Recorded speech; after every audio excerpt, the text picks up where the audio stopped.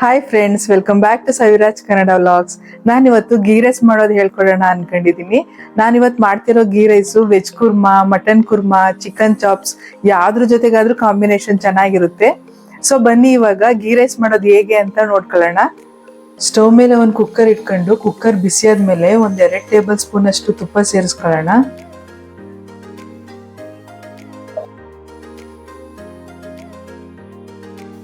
ಇದ್ರ ಜೊತೆಗೆ ಇನ್ನೊಂದು 2 ಟೇಬಲ್ ಸ್ಪೂನ್ ಅಷ್ಟು ಎಣ್ಣೆ ಸೇರಿಸ್ಕೊಳ್ಳೋಣ.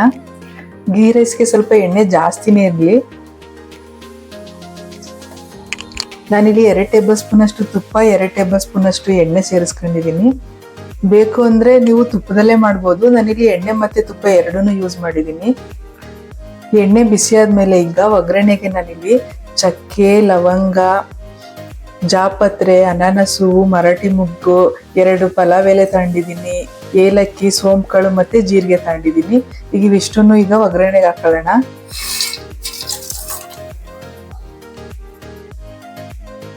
ಚೆನ್ನಾಗಿ ಫ್ರೈ ಆಗ್ಲಿ. ಸ್ವಲ್ಪ ಕಸೂರಿ ಮೆಥಿ ಆಡ್ ಮಾಡ್ತಾ ಇದ್ದೀನಿ.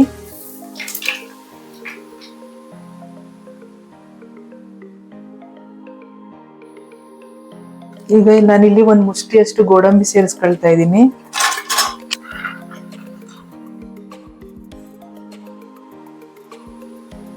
ಈಗ ನನಗೆ ಒಂದು ಮುಷ್ಟಿಯಷ್ಟು ಪುದೀನ ಸೇರಿಸ್ಕೊಳ್ತಾ ಇದ್ದೀನಿ.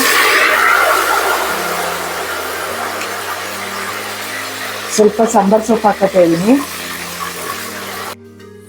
ಈ ಟೈಮಲ್ಲಿ ನೀವು 2 ಸ್ಪೂನ್ ಅಷ್ಟು ಶುಂಠಿ ಬೆಳ್ಳುಳ್ಳಿ ಪೇಸ್ಟ್ನ ಆ್ಯಡ್ ಮಾಡ್ಕೊಳ್ಳಿ. ನಾನಿಲ್ಲಿ ಹಾಕಿಲ್ಲ, ನಿಮಗೆ ಬೇಕು ಅನ್ಸಿದ್ರೆ ಹಾಕೊಳ್ಳಿ. ಒಂದು 4 ಹಸಿಮೆಣಸಿಕಾಯಿ ಕಟ್ ಮಾಡಿ ಇಟ್ಕೊಂಡಿದ್ದೀನಿ, ಅದು ಹಾಕ್ತಾ ಇದ್ದೀನಿ. ಉದ್ದುದ್ದು ಕಟ್ ಮಾಡ್ಕೊಳ್ಳಿ. ಇಲ್ಲಿ ಒಂದು 2 ಈರುಳ್ಳಿನ ಉದ್ದುದ್ದು ಸಣ್ಣದಾಗಿ ಕಟ್ ಮಾಡಿ ಇಟ್ಕೊಂಡಿದ್ದೀನಿ, ಅದನ್ನ ಹಾಕ್ತಾ ಇದ್ದೀನಿ. ಫ್ರೈ ಮಾಡ್ಕೊಳ್ಳಿ ಚೆನ್ನಾಗಿ.